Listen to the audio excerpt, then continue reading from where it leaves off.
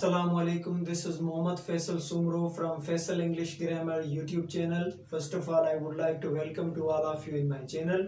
Before we get start our new topic, I would like to remind you that in previous video lecture, we have studied about English alphabet letter sounds and its types. Today we will discuss about type number 1, single English alphabet letter sounds with example.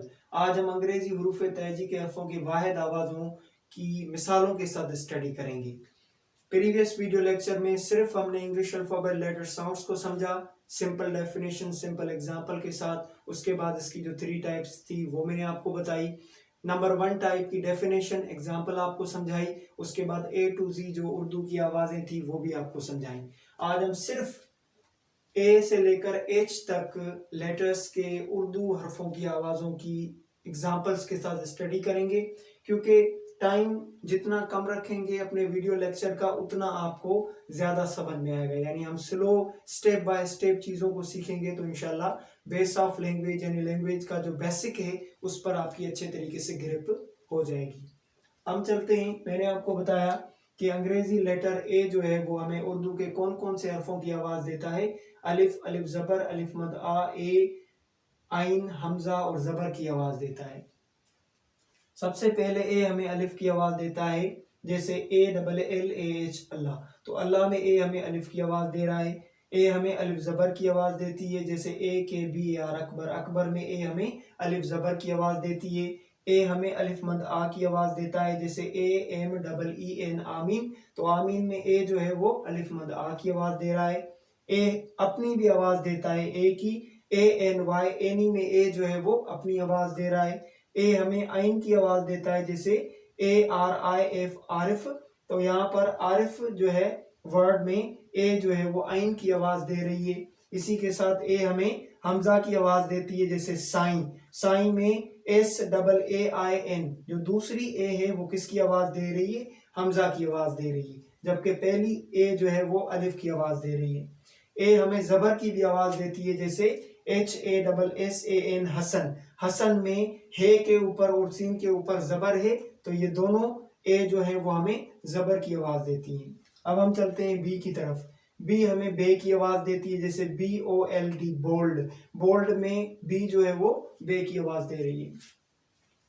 सी हमें scene और उर्दू के छोटे काफ की आवाज देती है, इसका note है।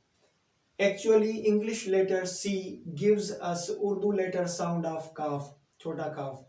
But if after C, E, I, Y, any one of them will come, then C will give us the sound of C. दरअसल अंग्रेजी हरफ C जो होता है वो हमें छोटे काफ की उर्दू में आवाज देता है, लेकिन C के बाद E, I, Y इन तीनों लेटर्स में से कोई भी लेटर आएगा तो C हमें किसकी आवाज देगी, सीन की आवाज देगी।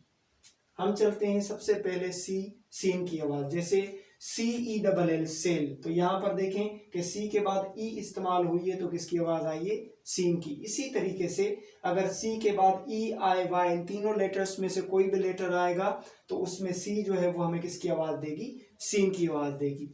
सी हमें काफ की भी आवाज देती है, यानी उर्दू के छोटे काफ की, जैसे COLDNESS कोल्डनेस, तो कोल्डनेस में जो सी है वो किसकी आवाज दे रही है, काफ की आवाज दे रही है। डी हमें दाल की और डाल की आवाज देती है। सबसे पहले दाल की एग्जांपल, जैसे दरवाजा, DARWAZAH दरवाजा, दरवाजा में डी जो है वो दाल की आवाज दे रही है।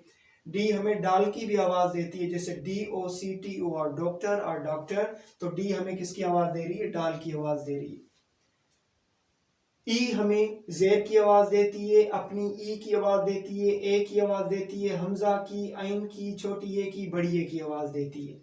सबसे पहले ई हमें जेर की आवाज देती है, जैसे FEAR फियर, फियर में एफ फे के नीचे जेर है तो ई ने यहाँ पर किसकी आवाज दी, जेर की आवाज दी है। ई हमें अपनी ई की आवाज देती है, जैसे EAR ईयर, ईयर में जो ई है वो ई की आवाज दे रहा है। ई हमें ए की भी आवाज देता है, जैसे EGG एग, तो यहाँ एग में ई जो है वो ए की आवाज दे रही है।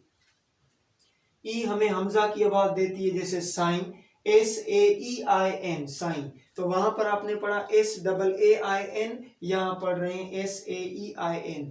मैं आपको एक चीज बताना चाहता हूं कि इंग्लिश लेटर्स जो होते हैं EIY, ये जेर के लिए भी इस्तेमाल होते हैं, छोटी ए और बड़ी ए के लिए भी इस्तेमाल होते हैं। तो इन तीनों को जेर के लिए कहीं भी इस्तेमाल कर सकते हैं, छोटी ए और बड़ी ए के लिए भी आप कहीं पे भी इस्तेमाल कर सकते हैं।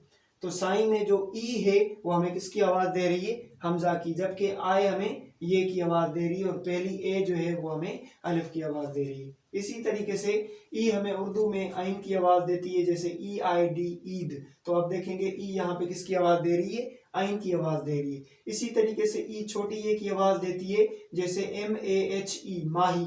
माही में जो ई है वो किसकी आवाज दे रही है, छोटी ए की आवाज दे रही है। ई हमें बड़ी ए की भी आवाज देती है, जैसे HAMARE हमारे। तो यहाँ पर जो आखिरी ई है वो हमें किसकी आवाज दे रही है, बड़ी ए की आवाज दे रही है। एफ हमें फे की आवाज देती है सिर्फ, जैसे FOLD फोल्ड। फोल्ड में एफ ने हमें किसकी आवाज दी है, फे की। इसी तरीके से जो जी है वो जीम और गाफ की आवाज देती है। इस जी का भी कानून है, लेकिन वो कानून कभी जीम के लिए तो कभी गाफ के लिए इस्तेमाल होता है।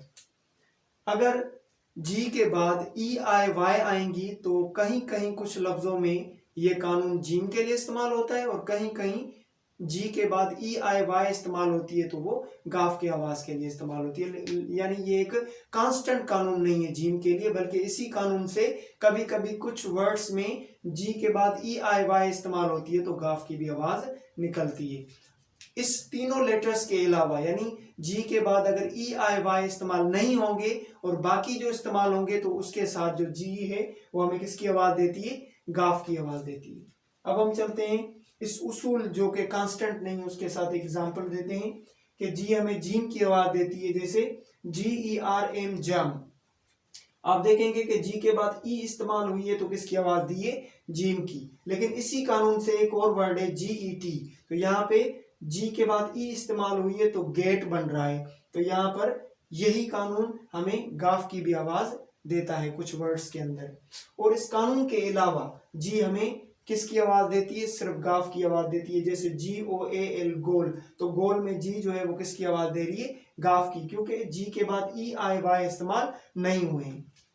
इसी तरीके से यहाँ पर मैंने EIY के साथ एक मिसाल लिखी है, जैसे GIRL गर्ल। तो यहाँ पे देखेंगे कि जी के बाद आई इस्तेमाल हुई है, लेकिन उसके अलावा ये किसकी आवाज दे रही है, गाफ की आवाज दे रही है। इसलिए ये कानून कांस्टेंट नहीं है। एच जो है वो हमें छोटी है और बड़ी है की आवाज देती है, जैसे एच हमें इस है की आवाज देती है, जैसे HALWH हलवा। हलवा में जो ये एच है वो इस है की आवाज दे रही है। एच हमें इस छोटी है की भी आवाज देती है, जैसे WOH वो में जो ये एच है वो किसकी आवाज दे रही है, छोटी है की। और एच हमें इस है की भी आवाज देती है, जैसे HAMARI हमारी। तो यहाँ देखेंगे कि एच जो है वो इस है की भी आवाज उर्दू में देती है।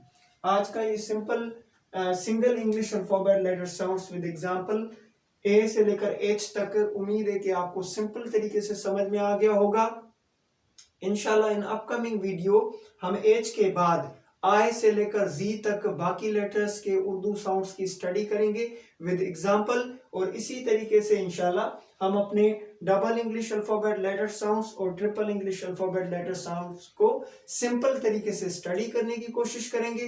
मैं आपसे ये रिक्वेस्ट करना चाहता हूं कि जितने व्यूअर्स हैं जो मेरे चैनल से बेसिक चीजें सीखने की इंटरेस्ट रखते हैं, वो कभी भी ये ना सोचें कि हम छोटी चीजें सीख रहे हैं। देखें, two or more than two bricks when combined to each other they make wall, then different walls combined to each other they make a room।